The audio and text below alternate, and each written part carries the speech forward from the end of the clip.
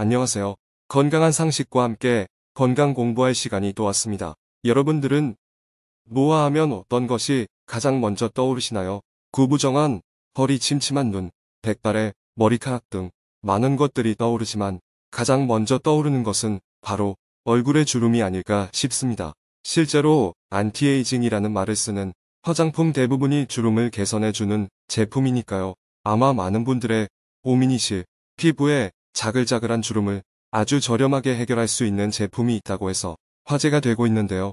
바로 바세린입니다. 집집마다 한 개씩은 꼭 갖고 있는 제품이죠. 요새 유튜브나 TV에서 바세린을 바르면 주름이 쫙 펴진다는 정보가 많이 퍼지고 있습니다. 실제로 마돈나 같은 유명 연예인들이 사용한다고 해서 화제가 되었는데요. 그런데 그런 정보를 믿고 바세린을 함부로 쓰다가는 오히려 노화가 빨리 진행되고 피부에 심각한 염증이 생길 수 있다는 사실 알고 계신가요? 오늘은 바세린의 성분과 오해, 그리고 바세린의 효과와 주름 개선을 위한 올바른 사용법에 대해 알아보겠습니다. 알아보기 앞서서 건강한 상식에 큰 힘이 되는 구독과 좋아요 부탁드리겠습니다.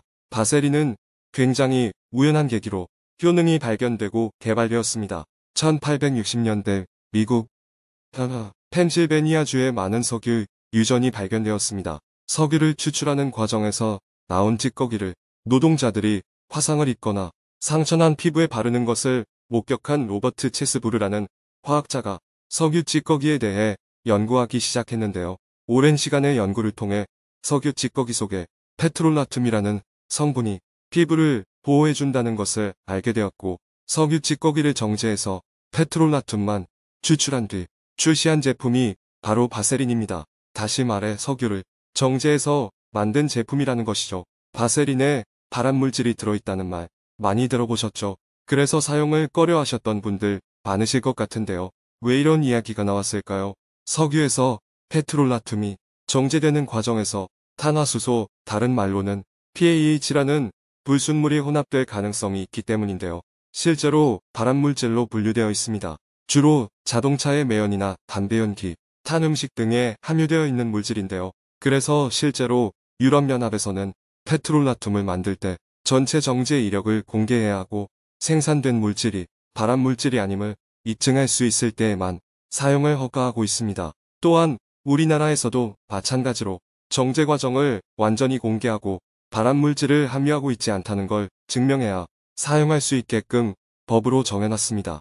결국 실제로 우리가 사용하는 바세린은 만드는 과정에서 불순물이 전부 제거된다는 것입니다. 실제로 바세린 본사에서는 제품을 만들 때 3번의 정제 과정을 거치기 때문에 안정성을 보장한다는 입장을 밝혔습니다. 사실 바세린의 성분인 페트롤라툼은 발암물질 일비군으로 분류가 되어 있습니다. 하지만 페트롤라툼의 입자는 매우 커서 피부로 흡수가 거의 되지 않기 때문에 먹거나 흡입하는 것이 아니면 발암 가능성이 현저하게 떨어진다는 것이 학계의 정설입니다. 그렇기 때문에 먹거나 흡입하지 않도록 사용하는 것이 중요한데요. 어떻게 하면 바세린을 올바르고 안전하게 사용할 수 있을까요? 지금부터 알아보겠습니다. 바세린을 안전하게 사용하는 방법. 첫 번째는 입술에 바르지 않기입니다. 입술이 건조해서 잘 부르뜨시는 분들 중에 자기 전에 바세린을 입술에 바르고 주무시는 분들이 많으신데요. 바세린을 입술에 바르게 되면 아주 소량이라도 바세린을 먹게 되고, 바세린이 신체에 흡수되면 신체에서 어떤 안 좋은 작용을 하게 될지 모르기 때문에 유의하셔야 합니다. 입술이 잘 부르뜨신다면 입술 전용 보습 제품을 이용하시는 것이 보다 안전합니다. 바세린을 안전하게 사용하는 방법. 두 번째는 코 속에 바르지 않기입니다. 겨울철에 콧속이 헐어서 고생하시는 분들이 코 속에 바세린을 바르는 것을 종종 볼 수 있는데요. 절대로 바르시면 안 됩니다. 앞서서 드린 설명과 마찬가지로 코 속에 바세린을 바르게 되면 호흡기를 통해서 신체에 흡수될 가능성이 높기 때문입니다. 콧속이 헐어서 고생이시라면 콧속 전용 약품을 바르시는 것을 추천드립니다. 바세린을 안전하게 사용하는 방법. 세 번째는 상처에 바르지 않기입니다. 생각보다 많은 분들이 바세린을 연고처럼 사용하고 계십니다. 상처 부위는 물론 심지어 화상을 입은 곳에도 바르시는 분들이 많은데요. 앞으로 절대로 상처 부위에 바세린을 바르시면 안 됩니다. 일단 바세린에는 소독, 항염, 항생제 성분 등이 상처를 치료하는 성분이 없습니다. 바세린을 바르면 기름막이 생성이 되게 되는데요. 기름막이 생성되면 외부의 감염을 어느 정도 막아주고 수분이 날아가는 것을 막아줄 수는 있지만 소독이나 항생제의 역할을 해주지는 못합니다. 만약 상처에 이미 감염이 되어 있는 상황이라면 오히려 상처가 곪거나 악화될 수 있습니다. 또한 화상 직후에 바세린을 바르게 되면 기름막이 피부에서 열이 발산되는 것을 막아서 화상이 더 악화될 수 있습니다. 바세린을 안전하게 사용하는 방법을 알아보았는데요. 무분별하게 바세린을 사용하면 안 되겠다는 걸 이제 아셨나요? 그렇다면 여러분들이 가장 궁금해하실 주름 개선에 효과가 있는지에 대해 알아볼게요. 피부는 크게 진피와 표피로 나눌 수 있습니다. 진피에 생긴 주름은 사실 어떤 화장품을 바른다고 해서 좋아지긴 힘들다고 합니다. 이미 깊게 파이고 접힌 주름은 실제 피부과 치료를 통해 펴는 방법을 통해서만 좋아질 수 있다고 하는데요. 예를 들어 실로 피부를 펴주는 리프팅이나 레이저, 필러, 보톡스 같은 시술들 말입니다. 하지만 그런 깊은 주름들이 더 깊어지는 것을 바세린이 막아줄 수 있고 피부의 겉면인 표피에 자글자글 갈라지는 주름은 실제로 펴줄 수 있다고 합니다. 그 이유는 바로 바세린의 보습 효과 덕분인데요.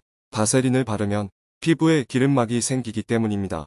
핸드크림이나 수분크림을 바른 직후에는 촉촉하다가 금방 수분이 날아가서 건조함을 느껴보신 경험 많으시죠? 핸드크림이나 수분크림으로 수분을 보충해준 뒤에 바세린을 얇게 발라 기름막을 형성해주면 이러한 수분이 날아가는 것을 막아줘 오랫동안 수분감을 느낄 수 있게 됩니다. 피부의 수분감이 더 오래 지속되기 때문에 평소 건조할 때보다 주름이 악화되는 것을 막아줄 수 있는 것입니다. 그렇기 때문에 평소에 피부가 건조하신 분들은 세안 후에 기초 화장품을 발라서 수분을 보충해주고 바세린을 마지막으로 얇게 발라주면 하루 종일 촉촉한 피부를 유지하실 수 있습니다.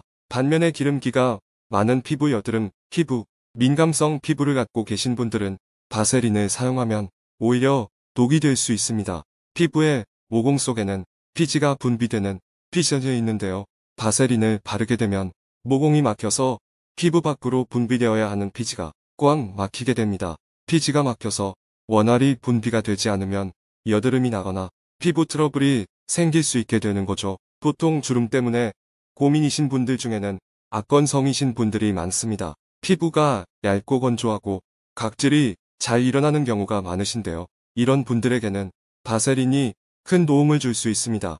그런데 나는 악건성이 아닌데 그럼 바세린을 바르면 안 되냐고 생각하실 수 있는데요. 그런 분들 중에 로션만으로 건조한 느낌이 있으신 분이 있다면 바세린과 로션을 섞어서 발라주면 됩니다. 바세린을 1:1로 섞어서 먼저 발라보시고 너무 끈적하다면 바세린의 비율을 낮춰보고 아직 좀 건조하다면 바세린의 비율을 늘려보고 하시면서 자신만의 비율로 발라보시는 것을 추천드립니다. 정리하면 피부가 건성이신 분들은 로션을 바른 뒤에 얇게 바세린을 펴 발라주시면 되고 일반적인 피부이신 분들은 로션과 바세린을 섞어서 발라주시면 되고 유분기가 많으신 분들은 바르지 않는 것을 추천드립니다. 하지만 유분기가 많으신 분들도 바르면 좋은 부위가 있는데요. 첫 번째 부위는 바로 눈가와 입가입니다. 눈가와 입가 쪽에는 유분기가 별로 없어서 쉽게 주름이 생기는 부위인데요.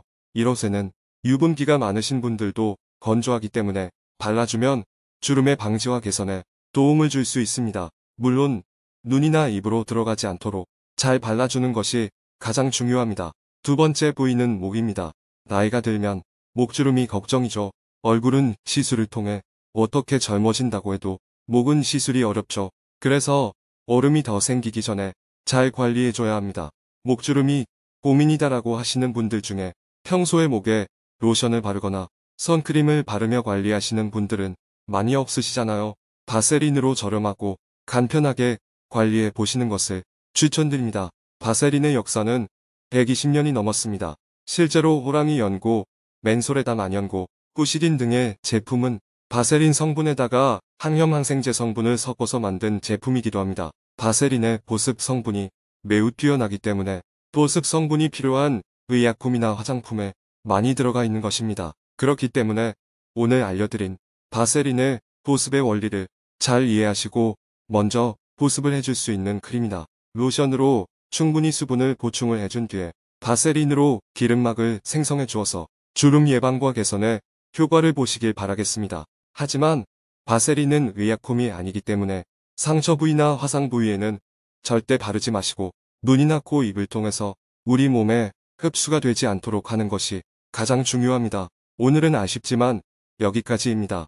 오늘 영상이 도움이 되셨다면 구독과 좋아요 꼭 눌러주시고 올 한 해 건강했으면 하는 소중한 분께 이 영상을 공유해주세요. 저는 더욱 유익한 영상으로 다시 찾아뵙겠습니다. 오늘도 건강한 상식과 함께 건강해지세요. 제 꿈은 당신이 건강해지는 겁니다. 꿈이 이루어지길 바라볼게요. 감사합니다. 건강하세요.